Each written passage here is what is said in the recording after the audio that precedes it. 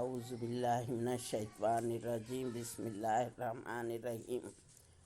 سورہ زلزال۔ اذا زلزلت الارض زلزالها فاخرجت الارض اثقالها وقال الانسان ما لها یومئذ تحدث اخبارها بان ربک اوحی لها یومئذ یصدر الناس اشتاتا لیروا اعمالهم فمن یعمل مثقال ذرۃ خیرا یرہ ومن یعمل مثقال ذرۃ شرا یرہ۔ صدق اللہ العلی العظیم وصدق رسولہ الکریم۔ السلام علیکم محترم سامعین، یہ ابھی جو سورہ تلاوت کیا گیا وہ سورہ زلزال ہے۔ اب اس کی تشریح اور ترجمانی سماعت فرمائیے۔ یہ سورہ مدنی ہے۔ اس کا موضوع موت کے بعد دوسری زندگی اور اس میں سب اعمال کا پورا ریکارڈ انسان کے سامنے آ جاتا ہے جو اس نے دنیا میں کیا۔ دوسری زندگی انسان کے لیے کیسی حیران کن ہوگی۔ انسان دنیا میں رہ کر بے فکری کے ساتھ ہر طرح کے اعمال کیے اور اس کے گمان میں بھی نہیں آیا کہ یہ چیزیں کسی وقت اس کے افعال کی گواہی دے گی۔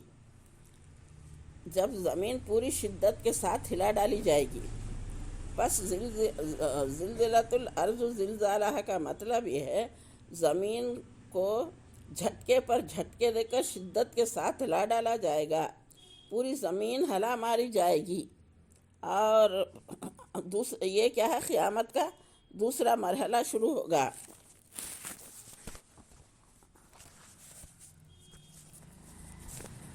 زمین مرے ہوئے یعنی سب تمام اگلے پچھلے انسان دوبارہ زندہ ہو کر اٹھیں گے جیسے وہ پہلی زندگی کی حالت میں تھے۔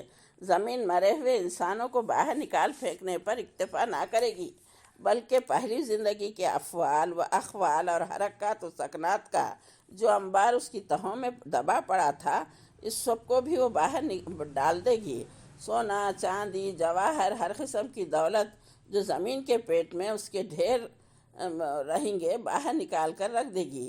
یہ وہی چیزیں ہیں جس کے خاطر دنیا میں انسان قتل کیے، حقداروں کے حقوق مارے، چوریاں کیں، ڈاکے ڈالے، پوری قوموں کو تباہ برباد کر ڈالا۔ آج وہ سب کچھ سامنے ڈھیروں کی شکل میں موجود ہوگا، لیکن کوئی آنکھ اٹھا کر بھی نہیں دیکھیں گے۔ اور انسان کہے گا اس کو کیا ہو رہا ہے۔ یعنی انسان سے مراد ہر انسان ہو سکتا ہے، کیونکہ زندہ ہو کر انسان ہوش میں آتے ہی ہر انسان پر پہلا تاثر یہ ہوگا کہ آخر کیا ہو رہا ہے۔ بعد میں اس کو معلوم ہو جائے گا، یہ روز حشر ہے۔ اہل ایمان پر یہ حیرانی اور پریشانی نہیں ہوگی، کیونکہ اس کا عقیدہ اور یقین کے مطابق ہو رہا ہوگا۔ اس روز وہ اپنے اوپر گزرے ہوئے حالات بیان کرے گی۔ حضرت ابو ہریرہ رضی اللہ تعالیٰ عنہ کی روایت ہے، رسول اللہ صلی اللہ علیہ وسلم نے آیت پڑھی اور پوچھا، جانتے ہو اس کے وہ حالات کیا ہے؟ وہ حالات یہ ہیں، زمین پر ہر بندے اور بندی کے بارے میں اس عمل کی گواہی دے گی جو اس کی پیٹھ پر اس نے کیا ہوگا۔ وہ کہے گی اس دن فلاں دن فلاں کام کیا۔ یہ ہیں وہ حالات جو زمین بیان کرے گی۔ حضور صلی اللہ علیہ وسلم نے فرمایا، ذرا زمین سے بچ کر رہنا، یہ تمہاری جڑ بنیاد ہے، اس پر عمل کرنے والا کوئی شخص ایسا نہیں جس کے عمل کی وہ خبر دے اچھا یا برا۔ حضرت علی رضی اللہ تعالیٰ عنہ کے حالات زندگی میں لکھا ہوا ہے کہ جب آپ بیت المال کا روپیہ تقسیم کر دیتے اور اسے خالی کر دیتے تو اس میں 2 رکعت نماز پڑھتے اور پھر فرماتے، تجھے گواہی دینی ہوگی، میں نے تجھ کو حق کے ساتھ بھرا اور حقی کے ساتھ خالی کیا۔ اسی طریقے سے اب نمازوں میں بھی مساجد میں نماز کیا ہے، فرض کے بعد دوسری جگہ بدل کر نوافل ادا کرتے ہیں، یعنی یہ کہ زمین جو ہے گواہی دے گی۔ یہ سمجھنا کچھ بھی مشکل نہیں، زمین اپنے حالات کیسے بیان کرے گی۔ انسان زبان سے جو کچھ بولتا ہے اس کے نقوش ریڈیائی لہروں میں، گھروں کی دیواروں میں، ان کے فرش، چھت کے ذرے ذرے میں، کسی سڑک میدان میں بات کی ہو تو ان سب کے ذرات ثبت ہو رہے ہیں۔ اللہ تعالیٰ جس وقت چاہے ان ساری آوازوں کو ٹھیک اسی طرح ان چیزوں سے دہروا سکتا ہے جس طرح کبھی وہ انسان کے منہ سے نکلی تھی۔ ایک متحرک فلم کی طرح انسان کے سامنے آ جائے گی اور یہ دکھا دیں گی کہ وہ زندگی بھر کس وقت کہاں کہاں کیا کچھ کرتا رہا ہے۔ اللہ کی عدالت میں ہر مجرم انسان کے خلاف جو مقدمہ قائم کیا جائے گا اس کو ایسی مکمل شہادتوں سے ثابت کر دیا جائے گا کہ سب سے پہلے تو نامہ اعمال اس کے ہاتھ میں دے دیا جائے گا۔ اس سے کہا جائے گا پڑھ اپنا کارنامہ ہاتھ، اپنا حساب لینے کے لیے تو خود ہی کافی ہے۔ سورہ کہف میں فرمایا جا رہا ہے انسان نامہ اعمال پڑھ کر حیران ہو جائے گا۔ انہیں ایک ایسی چھوٹی اور بڑی حرکت اس کتاب میں درج ہے۔ اس کے بعد انسان کا جسم، زبان شہادت دیں گے، اس سے وہ کیا کچھ بولتا رہا، اس کی آنکھیں اور اس کی کھال اس کے افعال کی شہادت دیں گے۔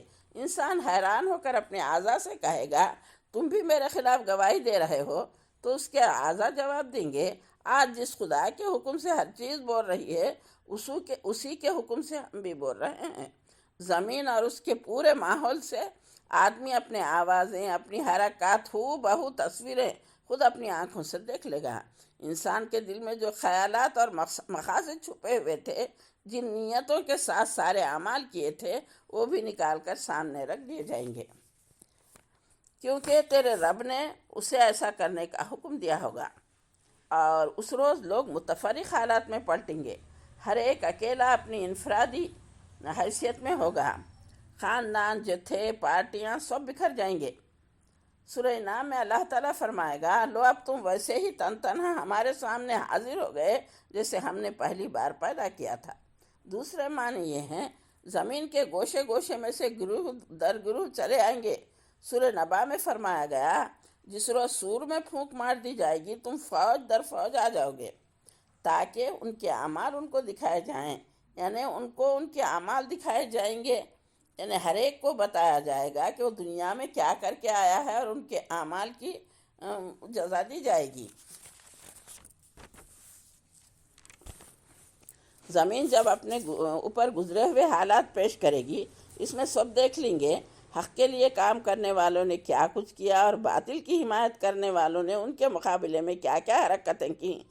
میدان حشر کے ناظرین سب دیکھ لیں گے۔ پھر جس نے ذرہ برابر نیکی کی ہوگی وہ اس کو دیکھ لے گا، جس نے ذرہ برابر بدی کی ہوگی اس کو دیکھ لے گا۔ آخرت میں ہر چھوٹی سی چھوٹی نیکی کی جزا اور ہر چھوٹی سی چھوٹی بدی کی سزا ہر شخص کو دی جائے گی۔ کوئی شخص بھی وہاں اپنی کسی نیکی کی جزا اور کسی بدی کی سزا پانے سے نہ بچے گا۔ اول تو اس کے معنی یہ ہوں گے ایک ایک برے عمل کی سزا اور ایک ایک اچھے عمل کی جزا الگ الگ دی جائے گی۔ دوسرے اس کے معنی یہ ہوں گے کوئی بڑے سے بڑا صالح مومن بھی کسی چھوٹے سے چھوٹے قصور کی سزا پانے سے نہ بچے گا۔ کوئی بدترین کافر و ظالم اور بدکار انسان بھی کسی چھوٹے سے چھوٹے اچھے فعل کا اجر پائے گا، بغیر نہ رہے گا۔ اول ہے کہ کافر و مشرک کے اعمال، یعنی وہ اعمال جن کو نیکی سمجھتا ہے دنیا میں، ضائع کر دیے جائیں گے۔ آخرت میں ان کو کوئی اجر نہیں پا سکیں گے، ان کا اجر ان کو دنیا ہی میں مل جائے گا۔ کافر جسے اللہ سے چڑ ہے اور ایک اکیلا ذکر سننے کو بھی گوارا نہیں ہوگا، بدی کی سزا نہیں ہوگا۔ بدی کی سزا اس کو اتنی ہی دی جائے گی جتنی بدی کی ہے، مگر نیکیوں کی جزا اصل فعل سے زیادہ دی جائے گی۔ یعنی نیک لوگوں کو ہر نیکی کا اجر 10 گنا ہے، اور اللہ تعالیٰ جتنا چاہتے ہیں اس کا نیکی کا اجر بڑھا کے دیں گے۔ مومن اگر بڑے بڑے گناہوں سے پرہیز کریں گے تو ان کے چھوٹے گناہ معاف کر دیے جائیں گے۔ سورہ شورى میں ہے یہ دنیا کی کھیتی بونے والا شخص جو آخرت نہیں چاہتا، وہ سب کچھ دنیا ہی کے لیے کرتا ہے، تو اللہ تعالیٰ 2 نتائج بتا دی ہیں۔ ایک، کافر دنیا حاصل کرنے کے لیے کوشش کرے تو پوری کی پوری اسے نہیں ملے گی، بلکہ ایک حصہ ہی ملے گا جتنا اللہ نے مقرر کر دیا۔ کافر کو جو کچھ مل رہا ہے بس دنیا ہی میں مل جائے گا، آخرت کی بھلائیوں میں کچھ حصہ نہیں۔ اس کے برعکس مومن صالح سے ہلکا حساب لیا جائے گا، اس کی برائیوں سے درگزر کیا جائے گا، اس کے بہترین اعمال کے لحاظ سے اس کو اجر دیا جائے گا۔ حضرت انس رضی اللہ تعالیٰ عنہ کی روایت ہے، ایک مرتبہ ابو بکر صدیق رضی اللہ تعالیٰ عنہ اور رسول اللہ صلی اللہ علیہ وسلم کے ساتھ کھانا کھا رہے تھے، اتنے میں یہ آیت نازل ہوئی۔ حضرت ابو بکر صدیق رضی اللہ تعالیٰ عنہ نے کھانے سے ہاتھ کھینچ لیا اور عرض کیا، رسول اللہ صلی اللہ علیہ وسلم، کیا میں اس ذرہ برابر برائی کا نتیجہ دیکھ لوں گا جو مجھ سے صادر ہوئی؟ حضور صلی اللہ علیہ وسلم نے فرمایا، اے ابو بکر، دنیا میں جو معاملہ بھی تمہیں پیش آتا ہے، وہ جو تمہیں ناگوار ہو، وہ ان ذرہ برابر برائیوں کا بدلہ ہے جو تم سے صادر ہوئے ہیں۔ یعنی دنیا میں جو بھی معاملہ تمہیں پیش آتا ہے جو تمہیں ناگوار ہو، ان ذرہ برابر برائیوں کا بدلہ ہے جو تم سے صادر ہوں، اور جو ذرہ برابر نیکیاں بھی تمہاری ہیں انہیں اللہ آخرت میں تمہارے لیے محفوظ رکھا ہے۔ حضرت ابو انصاری رضی اللہ تعالیٰ عنہ سے حضور صلی اللہ علیہ وسلم نے ارشاد فرمایا، تم میں سے جو شخص نیکی کرے گا اس کی جزا آخرت میں ہے، جو کسی قسم کی برائی کرے گا وہ اسی دنیا میں مصائب اور امراض کی شکل میں بھگت لے گا۔ حضور صلی اللہ علیہ وسلم نے فرمایا، اللہ تعالیٰ مومن پر ظلم نہیں کرتا، دنیا میں اس کی نیکیوں کے بدلے وہ رزق دیتا ہے اور آخرت میں اس کی جزا دے گا۔ رہا کافر تو دنیا میں اس کی بھلائیوں کا بدلہ چکا دیا جاتا ہے، پھر جب قیامت ہوگی تو اس کے حساب میں کوئی نیکی نہیں رہے گی۔ بعض لوگ جاہلت کے زمانے میں نیک کام کرتے تھے مگر مرے کفر و شرک کی حالت میں، تو حضور صلی اللہ علیہ وسلم کے ارشادات سے پتہ چلتا ہے کافر کی نیکی اسے جہنم کے عذاب سے تو نہیں بچا سکتی، البتہ جہنم میں اس کو وہ سخت سزا نہ دی جائے گی جو ظالم، فاسق اور بدکار کافروں کو دی جائے گی۔